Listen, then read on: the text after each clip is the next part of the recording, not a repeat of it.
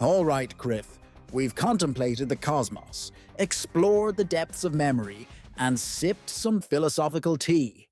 Now, it's time to shake things up a bit with a round of rapid-fire tea. I believe I'm prepared. On Loomis, we have a game called Echoes of the Aurora, where we respond to each other's shifting colors with corresponding sounds. This should be stimulating. Excellent. Remember, the rules are simple. I'll ask you a series of quick questions, and you answer with the first thing that pops into your mind. No overthinking, just spontaneous, off-the-cuff responses. Think of it as a verbal sparring match, but with teacups instead of swords.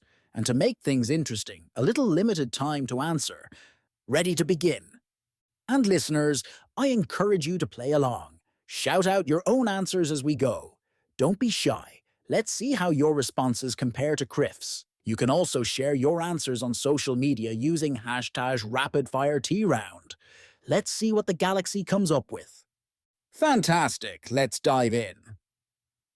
We will start with some questions on your personal preferences. First question, what's your favorite Earth plant, besides chamomile, of course? The Venus flytrap. Its predatory nature is fascinating. Interesting choice. Okay, next question. What's the most embarrassing thing that's happened to you during your interstellar travels? Accidentally absorbing a hallucinogenic pollen on Xylos 5, I spent several hours convinced I was a sentient mushroom. Haha, that's one for the hollow books. We definitely have to hear more about that later. Maybe Steep can play us the recording sometime. Next up, what's a lumen comfort food, or its equivalent? Sunsap pudding. It's a bioluminescent delicacy that warms you from the inside out. Sounds delicious. Now, if you could have any superpower, what would it be? To accelerate the growth of plants with a touch. Imagine instant forests. A noble goal. All right, what's one human custom you find absolutely endearing, even if it's a bit strange? Your fondness for small furry creatures you call pets. It is heartwarming to see such interspecies affection. We do love our pets, don't we? Okay, what's the most beautiful thing you've ever seen in the galaxy?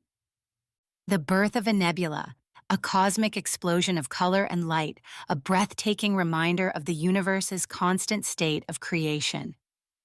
A truly awe-inspiring sight indeed. You have a knack for the poetic, Criff. Next question. What makes a lumen laugh? The unexpected blossoming of a rare flower. It is a joyous affirmation of life's unpredictable nature. That's beautiful. Now, what's one thing you're really bad at?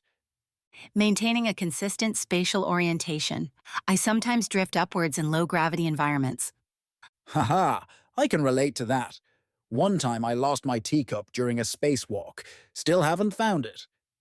Okay, if you could take one thing from Earth back to Loomis, what would it be besides a lifetime supply of chamomile and a manual on how to avoid hallucinogenic pollen? Your music. It is a fascinating form of emotional expression, even though I do not fully understand the concept of rhythm. We'll have to work on that. Maybe Steep can give you some drumming lessons. Next up, what's your biggest fear? The complete loss of biodiversity, a silent, barren universe devoid of life's vibrant tapestry. A fear we share, Criff. All right, let's shift gears a bit. Now some would-you-rather questions. Would you rather have the ability to talk to plants or to teleport anywhere in the galaxy? Talk to plants. While teleportation is tempting, the ability to communicate with all forms of plant life would be invaluable for my research and far more enriching, I suspect. Good choice. I can see the headlines now. Lumen botanist solves world hunger by asking plants nicely to grow faster. Next, would you rather live on a planet with no technology or a planet with only technology? That is a difficult choice. I believe a balance is essential. But if I must choose, I would say a planet with no technology. Life finds a way, even without artificial enhancements. But without life, Deep thoughts, Criff. All right, now for some what-if scenarios. What if humans could photosynthesize like lumens? How would that change our society? You would likely be far more peaceful spending your days basking in the sun, and your cities might be covered in greenery, which would be a welcome change, though I imagine rush hour might become rather crowded at prime sunlight spots. I can picture it now. All right, next, what if you could download any skill or knowledge directly into your brain? What's the first thing you would choose to learn? The ability to play the human guitar. I hear it can produce sounds that mimic the emotional resonance of the aurora on Loomis. Excellent choice. We'll have to get you a guitar after the show. Now, a few questions tailored just for you, Criff. What's one thing you miss about Loomis? The whispers of the windweeds, the philosophical debates carried on the breeze, they are a constant source of inspiration and contemplation. Sounds enchanting. Okay, what's the biggest misconception humans have about lumines? That we are simply plants ourselves. We are sentient beings just as you are. We may have a symbiotic relationship with flora, but we have our own unique consciousness, emotions, and dreams. An important clarification, Criff. We wouldn't want to reduce such a complex and fascinating species to a mere houseplant. Now would we? All right, final question, and make it a good one. If you could give humans one piece of advice, what would it be? Embrace the interconnectedness of all things. You are not separate from nature, but a part of it. Cherish the web of life, for it is the source of true strength and resilience.